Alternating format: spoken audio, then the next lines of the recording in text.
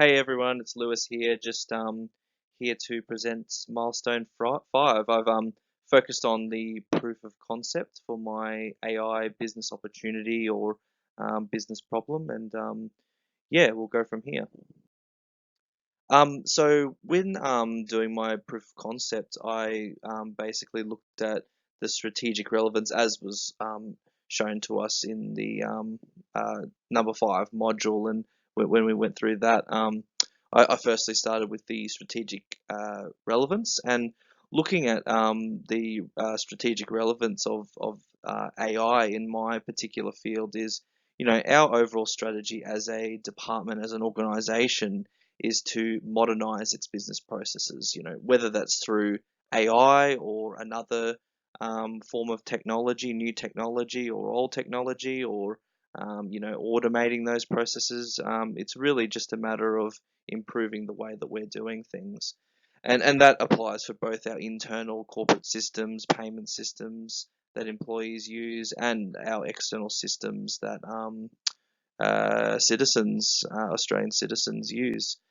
And obviously, that's the plan is to do that through continuously improving the customer experience, and that both being, employees using internal systems and citizens using government website services, etc. And that's typically going to be done through digitization, simplicity, clarity, and automating and improving and further streamlining and standardizing our business processes. Next was assumptions testing. So the AI tool at this stage, looking at our assumptions, will solve very specific, a very specific business problem. And that problem is basically having a chatbot able to answer basic, frequently asked questions that come through the help desk's positional mailbox. And that capability is to be expanded and enhanced over time. However, we just want to have a short, simple, and specific, clear business problem to solve, and then we can move from there.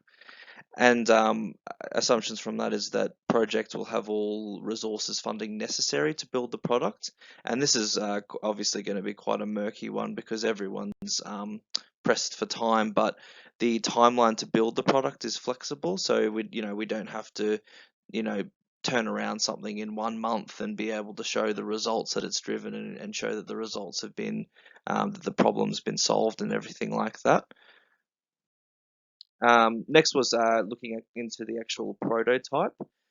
So the end result of the first phase of the project should be that a chatbot should be able to answer basic, frequently asked finance questions that anyone in our any of our 40,000 staff members can use that are performing financial functions, and that the chatbot will be able to point the end users, the staff, in the right direction through its responses to the questions that the end user asks of it. um, at this stage, at least, the chatbot will not be able to action or perform any specific tasks for end users. It will only provide information on where to go. So that could be providing simple text or directing the user to a link that they could use, that could take them to a particular spot of our My Support or support systems, or it could take the end user to the intranet, whatever type of question they're asking. Key performance indicators, so the things that we're really going to be looking at to measure the success of the project would be how often people actually use the chatbot, how accurately the chatbot answers the questions posed to it, and how much have frequently asked questions sent to the mailbox been reduced. So has the chatbot actually reduced the amount of messages and emails that have been sent to the team, so that hopefully that'll free them up with a lot of space to improve their business processes, do further analysis, and improve their reporting capabilities and things like that. Looking at commercial realities, requirements documents and a formal costing is definitely going to be required, because it's very difficult to ask for funding unless you've got requirements documents approved, and from those requirements documents, the various areas that will be involved in the project will be able to actually cost what it would take for them to deliver their end of the solution. So those two things are going to be needed.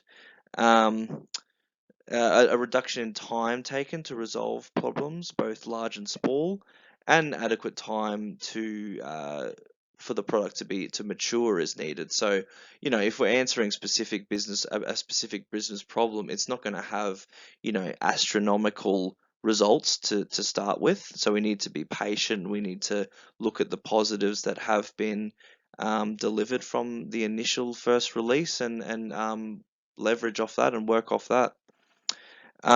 And lastly, looking at, I don't think this is last, this is the second page, a go-to market strategy. So at this stage, the product would be available to internal staff only. However, that could be branched out further to other agencies or other shared services organizations. Customers will need basic training and on how to use the chatbot, and also just communication, and that this new thing, what this new thing will actually do, and how to access it and how to use it.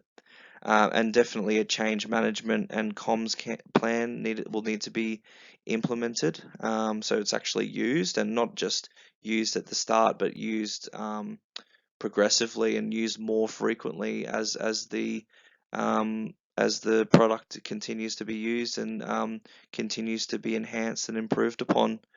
And obviously the challenges will lie around end user confidence and trust in order for them to adopt the tool. And that comes down to having a really good change management and comms plan and approach, stakeholder communication and engagement, and end user training and support.